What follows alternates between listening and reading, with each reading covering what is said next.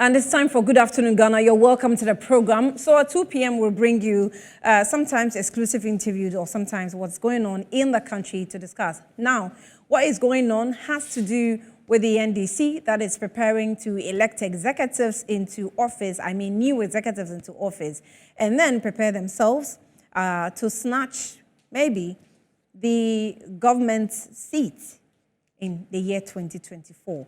What are the kind of leaders they are actually voting into office? Just this weekend, past this weekend, they had the constituency elections, and there was so much that happened at the constituency level. A lot of the sitting or incumbent executives lost their seats.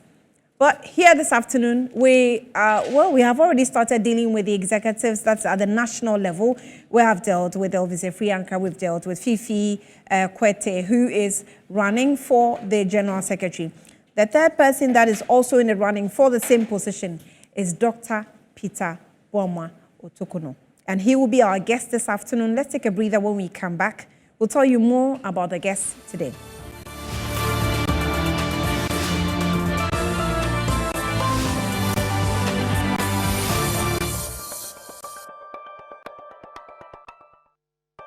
It is clear that the NDC has won majority seats in Parliament, and we are all well good to form a majority side of Parliament with a speaker and with a majority leader.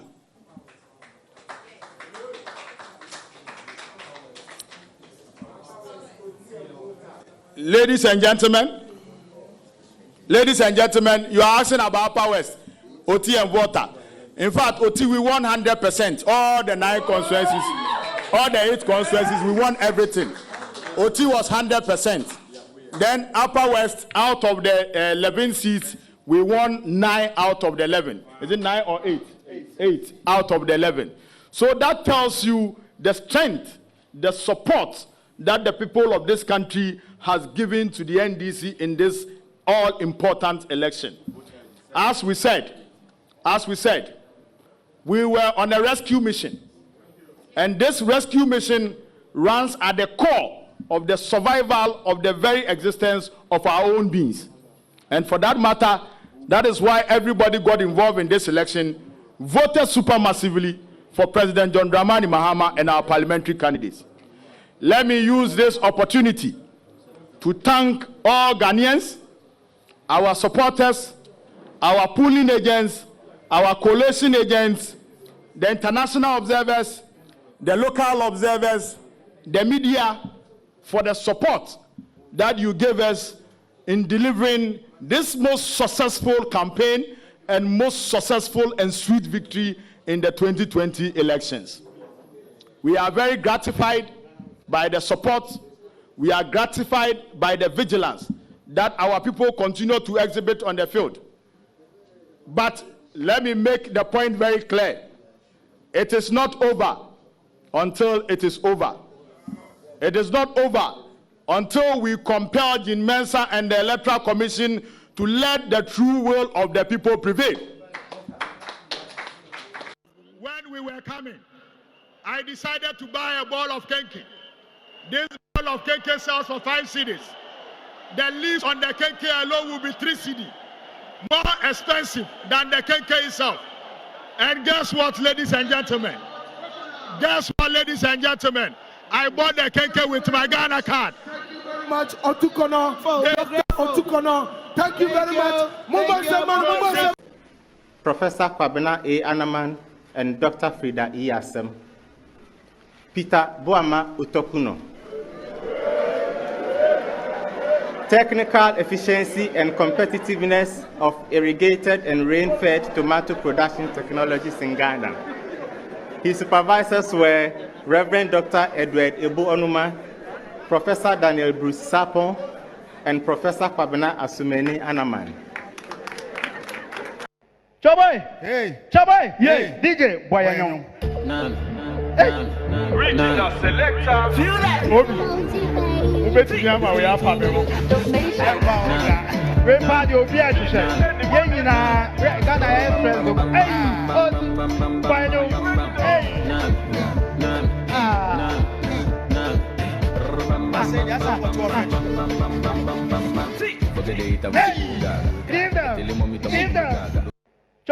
Hey! Chaboy! Yeah! DJ Boyanyong.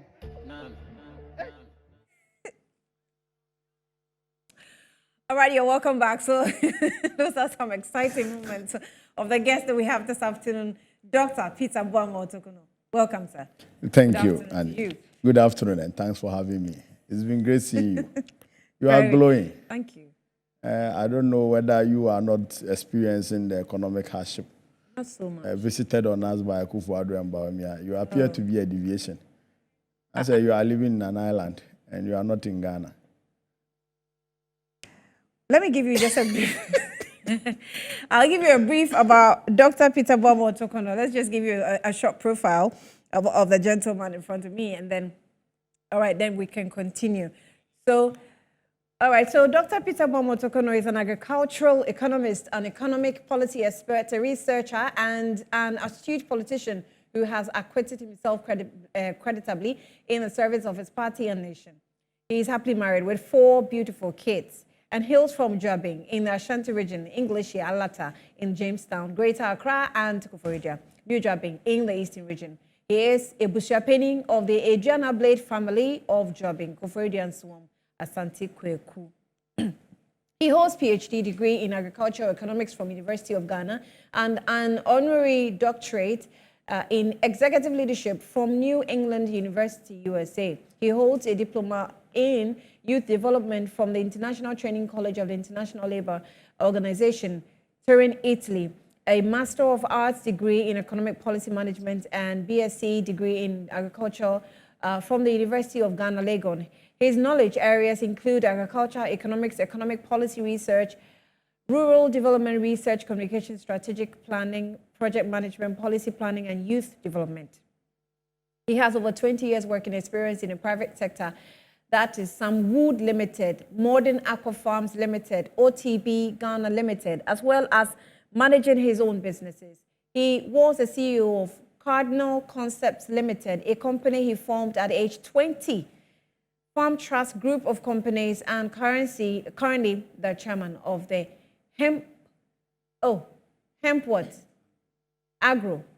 So he is Deputy General Secretary in charge of operations and the General Secretary of the African Leftist Party School Union, that's the ALPSU, and had previously served as the Deputy Director of Research of the NDC and founding registrar of the NDC Party School, Ghana Institute of Social Democracy. He was Deputy Chairman, Deputy Campaign Manager for the 2020 NDC John Mahama campaign, which has been described as one of the best campaigns in the NDC history, and led the operations officer of the 2012 NDC John Mahama campaign. All right, so that's just a bit about Dr. Peter Boamah Otokunor. The first issue I'll deal with is the 2020 elections. What happened to the NDC? Well, first of all, I think that the 2020 elections, we did everything right on the field. Our campaign was spot on. Our manifesto was super. The work in place and our engagements with the Electoral Commission was super, except that there were some last-minute glitches that was not managed properly. And I believe that what happened, even though it's regrettable, we did a good showing in the 2020 elections. And I think that we have learned a lot from that 2020 elections, and it positions us in a better state to exhibit, or as it were, present a stronger and effective machinery for the 2024 elections. When you say you did a good showing, what's a good showing? You didn't win the elections. Yes, well, I mean, you ultimately political parties are supposed to win elections, and if you don't win elections, then you are failed. But you know, you cannot, as it were, rub it all in when you have made some significant gains, particularly with our gains in Parliament and the gains that we made, considering what we experienced in 2016. I think that we made some significant progress. But there again, it's unfortunate that we were not able to make it. And it is based on that we are exceedingly hopeful that we've gathered some experiences in dealing with the MPP and the Electoral Commission in 2020 that will make us become more efficient in strategy in 2024.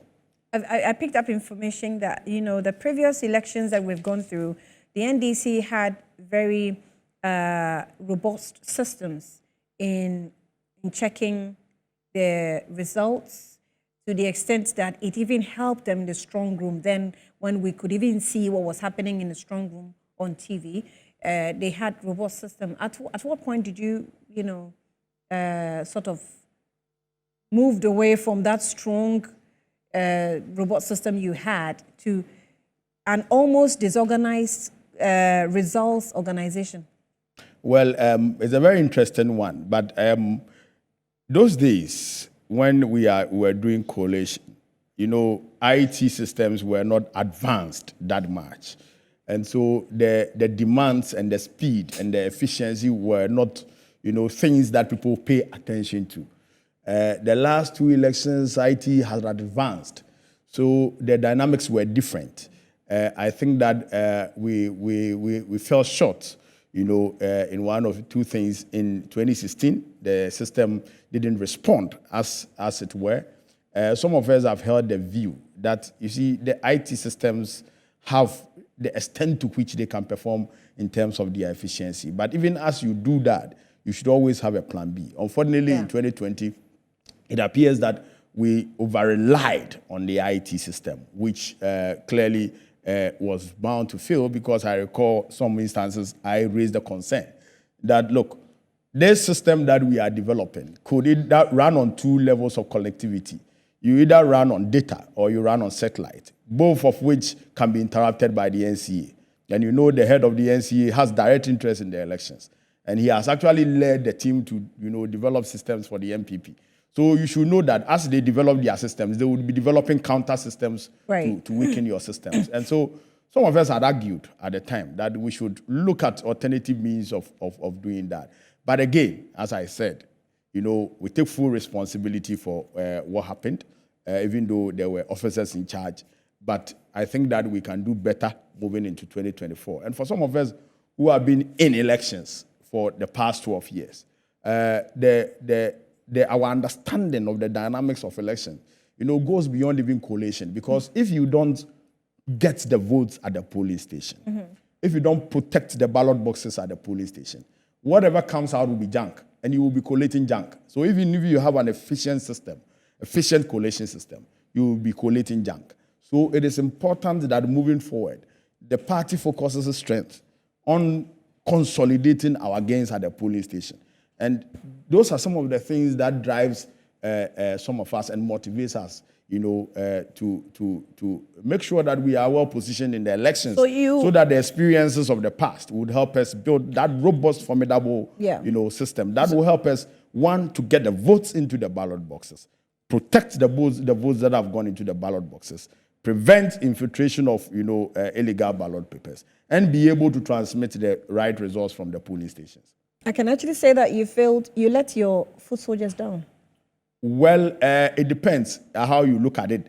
If you look at it from the corporate level, the entire NDC level, then I would say that we let our people down. And I have not hesitated to admit responsibility, because I was part of the team, even though I was not directly responsible for some of the places where we had hitches.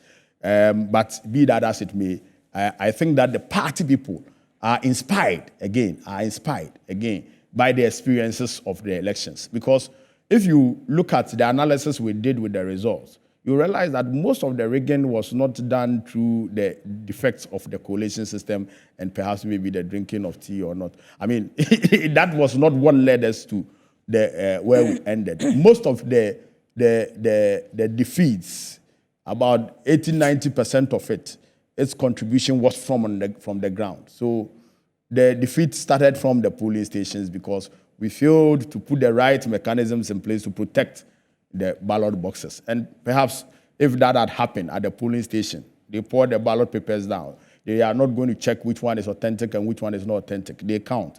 And President Mahama gets this, and Akufo-Addo gets this. That's what is transmitted.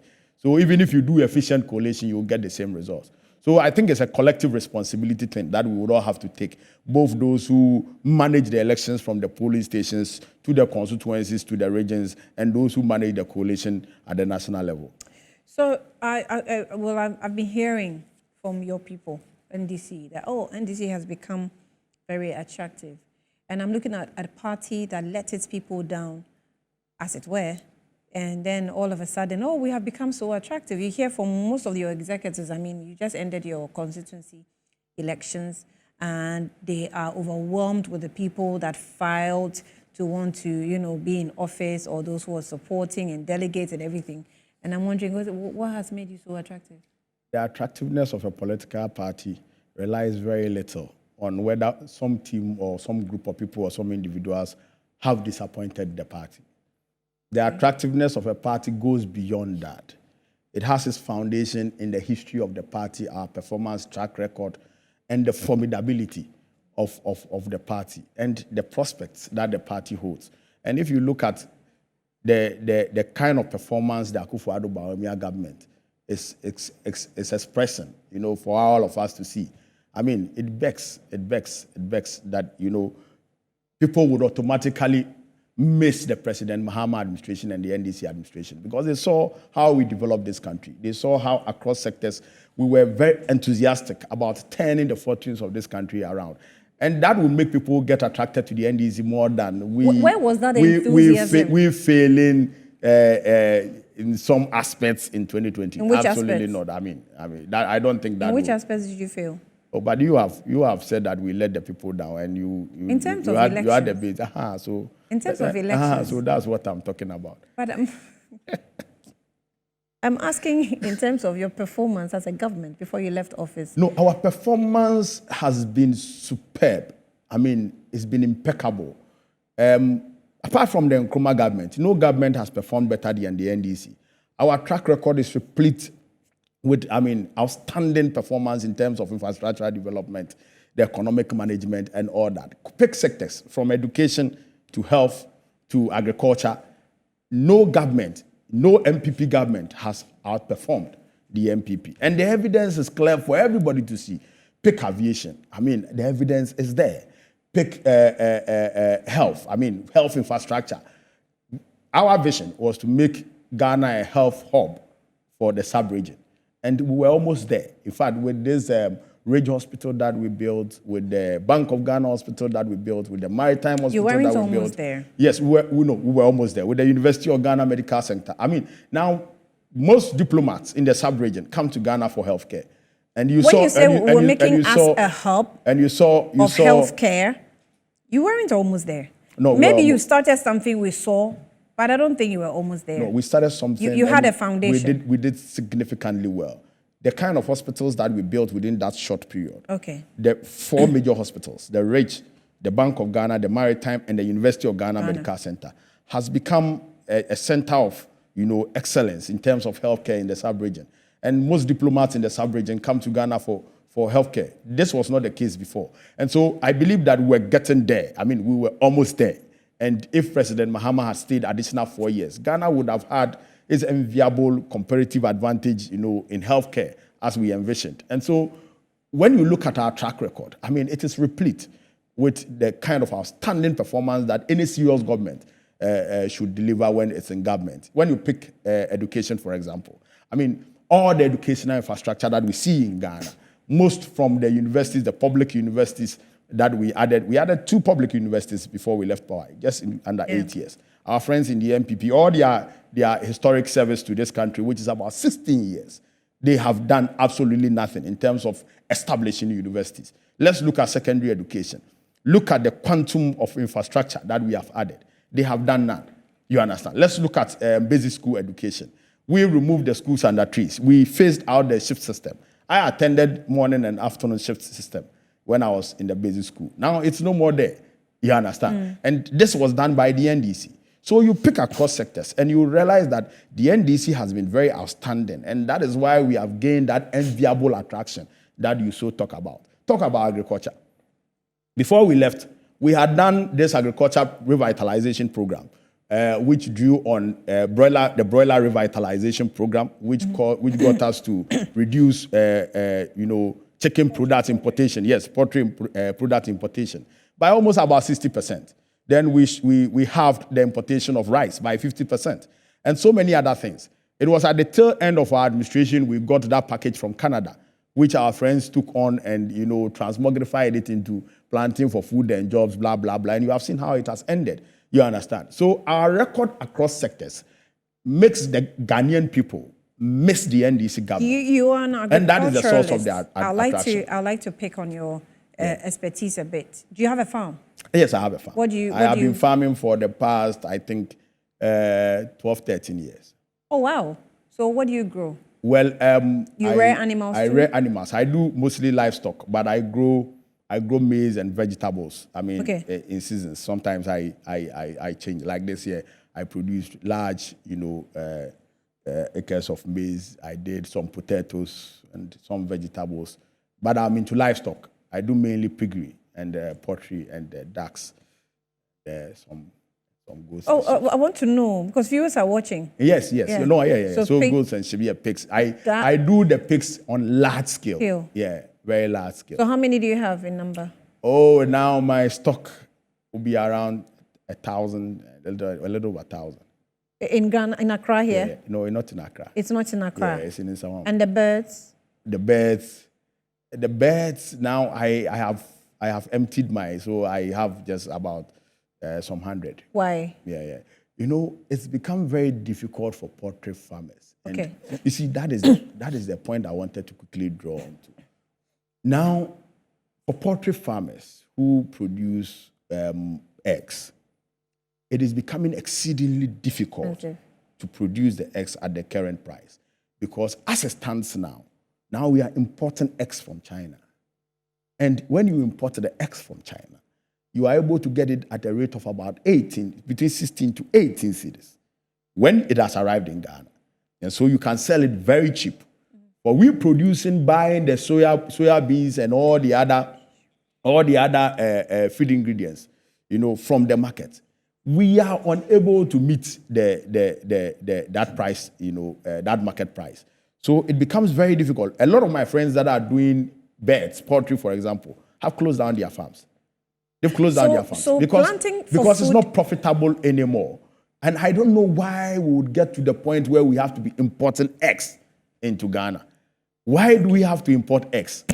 You understand? There are so many farms. In fact, under President Mahama, when we started this broiler revitalization program, the layer, it had effects on those who are producing layers as well. And they were producing on large scale. Now, we are not able to do that because the feed cost is huge, to produce that. So you would be producing at a loss if you have to sell a crate of egg at 28 cedis, 25 cedis. So everybody is selling off their beds. I want to focus on you as running for General Secretary. You are currently the Deputy General Secretary in charge of operations, right? You're still there, or you've tendered in your resignation? No. You haven't? No. But you don't tender in your resignations until the elections is ended, so that you can appropriately hand over. Okay, that's how your constitution says. Okay. But before that, so planting for food and jobs, what was it that, I don't know, you're making an allegation that they sort of stole the idea from you? No, they didn't steal that. They inherited the package, the grant that we got for the program. Okay. And they labeled it planting for food and jobs. Okay. This government is good at empty sloganeering. So they had to create something around it. And you have seen how it has ended. Most part of the resources that were supposed to target input support systems for the farmers. Explain that. Input support system. The planting for food and jobs, according to their own program, they wanted to provide input support to the farmers. So seeds, fertilizer, and so on and so forth. You recall that when we were in government, we were doing the free fertilizer. They were unable to do the free fertilizer, even under the planting for food and jobs. They did the subsidized fertilizer. But even that was a problem because they had the case whereby, the members of their party took advantage of the program, and rent seekers took advantage of the program. And the input resources were given to only party people, So if it becomes a reward scheme for party people, then the commitment to utilizing those inputs efficiently and bringing out the needed output will be a problem. And that has been our downfall with... And clearly that is where it has landed. In fact, most part of the money was spent on the luxury of the implementers of the program rather than inputting that resource in the efficient application of the program. Okay, Dr. Peter Otokunor has done a declaration. I don't know if the video is ready. If the video is ready, can we have that? Okay, let's have that video, and then I'll come to him on where he wants to move or the stage he wants to jump onto.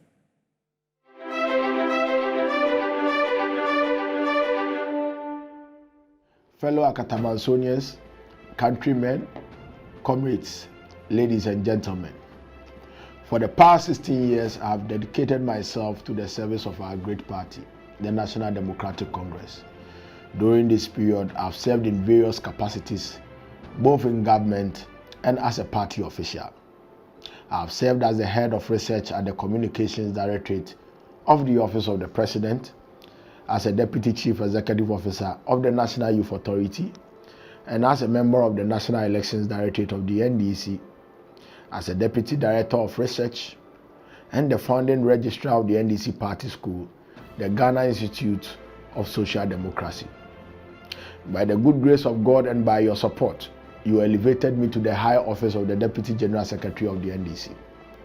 Under the able stewardship of my great compatriot, mentor, and boss, Senior Comrade Johnson Asedun Ketia, and with other leadership of the National Democratic Congress at all levels, from national, region, constituency, and branches, and with our parliamentary caucus, and more importantly, all our stakeholders, including you, modeled this party not only as a promising political party and as the biggest political party in the Fourth Republic, but also as a symbol of hope to the youth of this country. In recent times, our party has gone through some of its most difficult phases since 1992. We have been through two major elections in an environment that can be best described as hostile, unfair, and undemocratic. Certainly rigged against all fairness, transparency, and justice. Yet in the face of these challenges, we have demonstrated resilience, determination, and have come together and worked for our collective progress. We have worked not only in the interest of reorganization and positioning our party for future governance, but most importantly, for the immediate betterment of the lives of the Ghanaian people. This happens especially at a time when the Akufo-Addo Boamah government has plummeted our nation's fortunes and left millions of Ghanaians in economic despair. In all these times, especially whilst I serve you as a Deputy General Secretary, I have never lost touch with you, our party faithfuls. I have submitted myself to you in all humility. I've learned from the best in the party. This humbling period of service and learning to the masses of our party has shaped me into a leader that does not only share in your dreams and aspirations for this party, but actually embodies the struggles, the dreams, and the aspirations. I know your desire to see a strong leader. I know your desire to see a stronger party. I know a desire to see a leader strong enough to combat and defeat a hostile, corrupt, clueless, reckless, and an incompetent opponent in the next elections. I know the aspirations of many young people, the men, the women, who strive and sacrifice for this party, even at the peril of their lives, at the various constituencies, to have a party leadership that is approachable, accessible, and sensitive to their plights, and most importantly, committed to promoting their growth and welfare. I know the aspirations of senior citizens and comrades to secure a future for the party they have so strived hard for and to build over the years, and also to consolidate their legacy that they have built with the party. Most critically, I know how important for you, the Ghanaian public, that the NDC forms a government in 2025 to deliver this country from the clueless, incompetent hands and tyrannical MPP and put Ghana back on the path of progress and prosperity for all. The 2024 elections therefore presents an opportunity you and I cannot miss. I must say without mincing words that it is a do or die affair, and it requires a strong but also strategic leadership with integrity, the right experience, the leadership with willpower, leadership with intellectual acumen, leadership with good knowledge of party management, and leadership with a track record of accessibility and incorruptibility. That is why I, Dr. Peter Boamah Otokunor, shall in all humility present myself to you, the good people of the NDC, to be elected as the next General Secretary of our great party. I humbly ask that you join me on this all-important journey. With our collective strength, we shall deliver victory for the NDC in 2024. Miatenwawe, muyi ya muyi, wabafi, yebeye, Otokunor beye. We shall deliver this together. We shall do this together. We have done it before, and we can do it again. Long live the NDC, long live Ghana, Eyezu, Eyeza, Emefa, Mia. Oh boy. Hey. Yankai. Let's take a breather. We'll actually will talk to him about that.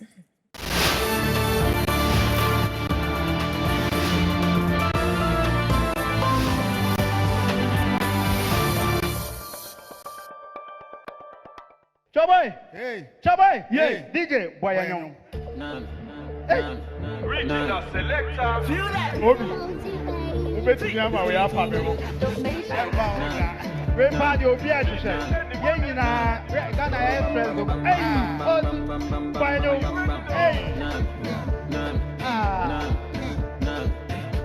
I said that's what you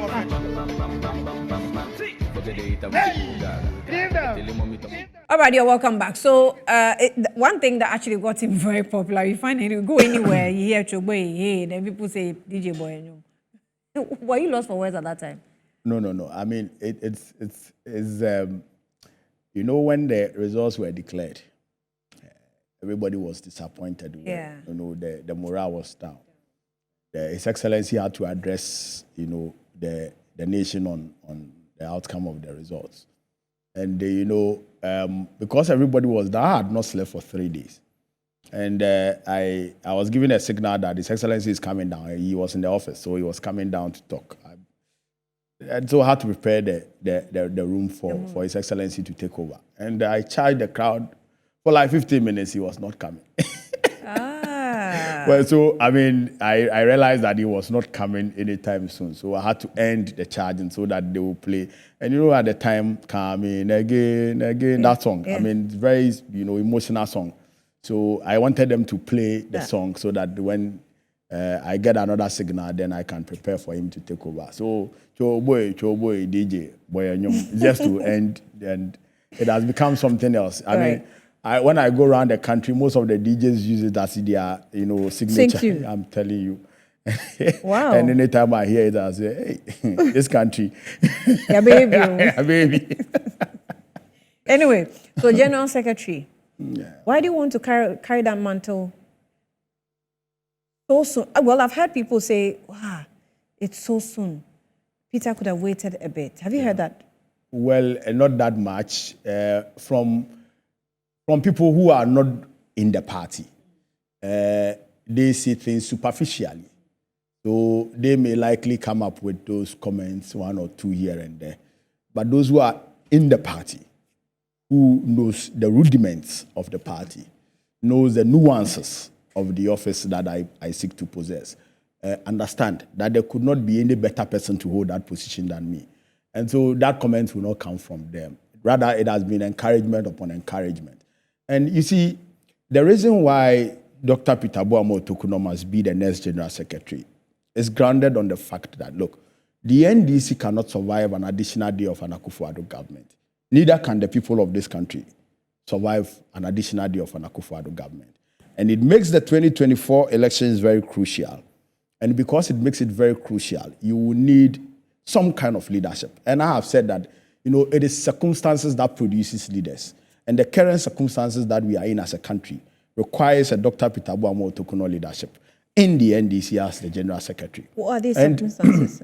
And the circumstances are that the 2024 elections, because it will not be a child's play, and the MPP will not just hand over power to us. Already they have given you indication that they are breaking the 8. They have said that they will hand over to an MPP government. It means that that election will require some kind of efficient, effective, resilient, resource-driven leadership, strong leadership, strategic leadership. It will require leadership of courage, leadership of fearlessness, leadership of boldness, a leadership that carries tenacity, that understands the rudiments of elections management, that understands party management, that has a grassroots appeal, that can consolidate the base of the party, that understands the pains, the difficulties, and the aspirations of the mass of the party, and that is the grassroots. And so if this is the kind of leadership that the people are yearning for, then that is my scorecard, actually. I mean, if pick all the attributes, you see, if it's about courage, I mean, you score me very excellent. If it's about fearlessness, you score me excellent. You know how I do my things. And I'm a very strategic person. And because of my research background, I do things more meticulously. And I understand the elections management. I've been in elections management for the past 12 years. In fact, in 2012 elections, I was part of the team that managed the elections and the post-elections issues. And I've been through elections management. The past 4 years as a Deputy General Secretary, my boss virtually handed, our engagements with the Electoral Commission and the understanding and the workings of the electoral process to me. I mean, so basically you remember I was leading most of the discussions on elections. And so I have built that experience, that wealth of experience that is required particularly in 2024. Because you see, politics also changes with time. The contemporary times politics is not the same politics of old. So you need somebody who understands the contemporary nuances of the elections. You need somebody who can consolidate the party base, can excite the grassroots, somebody who has that grassroots connection, that grassroots relationship. And that is why I say that, look, I share the aspirations of the people who are at the grassroots because the past 4 years I've been with them. I've been to every single corner of the country around 4 times in the last 4 years. You understand? And I share their pain and difficulties. And party management is completely different from managing any institution, whether private institution or a state institution. You need some level of understanding of how the party operates, how the expectations of the party people to be able to be an effective general secretary. And beyond that, I believe that for you to be a general secretary of a party, it comes with a huge responsibility. Yeah. Now, your general secretary should be able to appeal across various sections of society, various social structures. And I think that I present that candidature that cuts across. If you talk about policy, that is my field. That's what I do. Policy formulation? Yes, policy formulation. In fact, the past 2 manifestos that the NDC had produced, I played very central role in producing those documents because of my background, and because of the opportunity I've had to work with some of the top policy experts in the party, the Professor Ahoy, the PV Obins, and all those things. So it positions me in a stead that makes me an authority in policy. And you see, the thing about political parties is that the political party is the mother of the policy vision of any government. We produce the policy for government to implement. Right. So if you don't have a general secretary who actually cuts across, is versatile and understands policy, you have a problem. And that is one area of my strength. Then I mean, I give you that and thank you for even making that clear that the overall policy of the government is hinged on what the political party puts together. Exactly. So we should be on the same page that political parties are not just for winning elections. But it actually has a longer responsibility of ensuring the betterment of the country. In actual fact, every political party, your objective is to win political power and govern. Right. It's only 2. Win political power and govern. So whilst you want to win political power, you must win on policy. You must win on your programs. And so your general secretary should be somebody who understands, policy in entirety. And that is where I come in because I'm a economic policy expert, I'm a rural development policy expert, and I'm a trained youth development expert. And beyond that, I'm still a young person. And 2024, Actually, the young people of this country are going to determine. They need somebody who shares the aspirations, who reflects what they represent. And that is where I come in also very strongly. When you talk of those in the middle class who obviously would want to attract them to the political party, I play a very critical role. When you talk about academia, those in academia, that is also my area. Because of my work in academia, in fact, when I was Deputy Director of Research, that was when for the first time in the history of the NDC, we were able to bring all our people in academia together to form the Progressive Intellectuals. And I led the team to do that. And so we have representation across all campuses in the country. And I led the team to do that. And that was driven by a bigger vision. And that is the vision that I want to continue, because I remember when I was appointed Deputy Director of Research, I was the Deputy Chief Executive Officer for National Youth Authority. I realized that there was a huge vacuum in the party, particularly in the party's vision to grow organically from the base and be able to become formidable and win elections sustainably. I realized that from the past, our natural allies, they have all left us. When this party started, the trade union natural allies, the market women natural allies, farmers natural allies. I mean, the vulnerables of society were our natural allies. But over the years, we have lost all of them, thereby weakening, the base of the party. Which is what you are actually hinged on. Yes, and so when I realized that, I had to resign my office as a Deputy Chief Executive Officer to serve full-time for the party. And I've done that since. And I have committed all the knowledge and the skill and the ability that I've gathered over the period to the service of the party. And if you look at the level that we have gotten to, we have provided a firm foundation to serve as a springboard for that bigger vision where the party is able to grow at all levels, across sections of society, so that we grow in our numbers and in our strengths, in how we even do political administration. It is because of that I spearheaded the formation of the party school when I was Deputy Director of Research.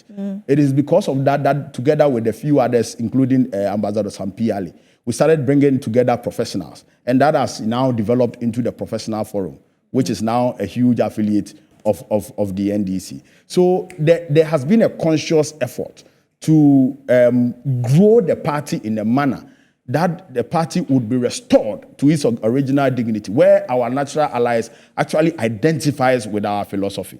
Now, political education would become very key in this dream, and that is why the party school is very relevant. In fact, over the years, we have done some comprehensive training across the country of some large number of party people, trying to prepare them to understand where we stand ideologically and what the party represents in terms of our philosophy. So that when we are in government and we have developed our policies, consistent with our ideology, we would have the kind of implementers or managers of our programs who understands the foundation of those policies so that they can implement them, efficiently. And so this vision is what is most importantly driving me. But beyond the vision that I carry in that office, bringing to the office of the General Secretary, I think that the mass of the party people also see in me the kind of leader that will lead the party to deliver the aspirations. And that is why it has been a bandwagon across the country. Everybody is saying it is Otokunor's time, because it is indeed Otokunor's time to serve the party as the next General Secretary. When you want to become General Secretary of the NDC today, there are some big shoes you have to put your feet in, and that has to do with Johnson and didn't get your shoes. Certainly. He has, made his voice heard. He's made his point.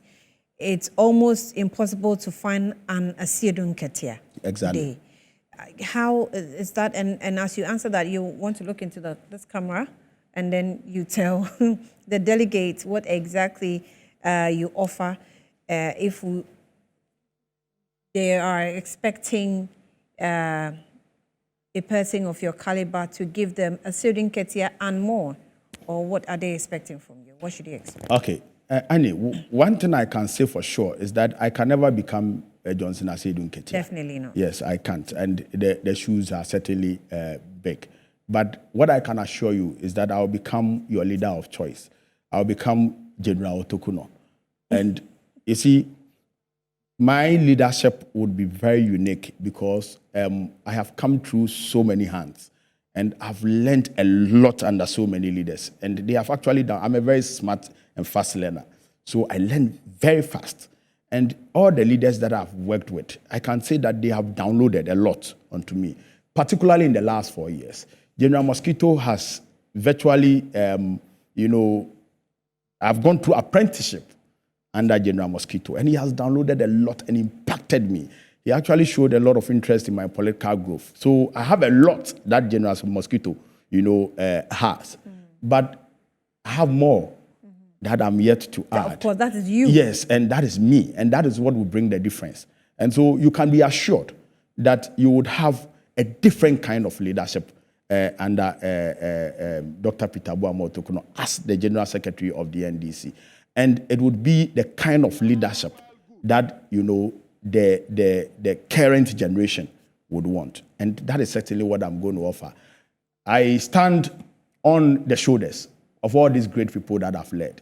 So you can be assured that I will stand taller. I thank you for coming through. Maybe you want to give us a last word on Choboy. Well, the last words are that I'm in fellow Akatamansonians comrades. This is a crucial time where we are to make a decision for who leads the party. And as I have said, the leadership for this party will determine what happens in 2024 because leadership is the cause and everything else is effect. As you have indicated, you need leadership of courage. You need leadership of fearlessness. You need leadership that is bold. You need leadership of braveness. You need leadership that is accessible, that is approachable, that is incorruptible. You need leadership of integrity. Leadership to restore the values of the NDC. If that is the leadership that we want, if it is power that we want in 2024, then I humbly offer myself to serve the NDC as the next General Secretary. And as you take position, remember to join hands with me so that we do this together because in our collectivity lies our strength. And for that matter, in our collectivity lies victory 2024. Let's do this together. Let's make it together and make our nation proud and prosperous once again. Thank you very much. Well, thank you. That was a good flowy message to delegates. Since your graduation, I haven't really met you and congratulate you. So congratulate. No, we have to watch the degree and because you've been busy in recent times, Yes. maybe you may want to pick out a lunch date so that we can watch it. Now that you are enjoying under the difficult economic circumstances. Actually, I'm enjoying it. Dr. Peter Otokunor, thank you so much for coming through and good afternoon, Ghana. My name is Ania Fompopo. Thank you for being with us. On Wednesday, we'll bring you another edition. But if you want this one, you can actually watch the repeat tomorrow on Metro TV. Thanks for watching.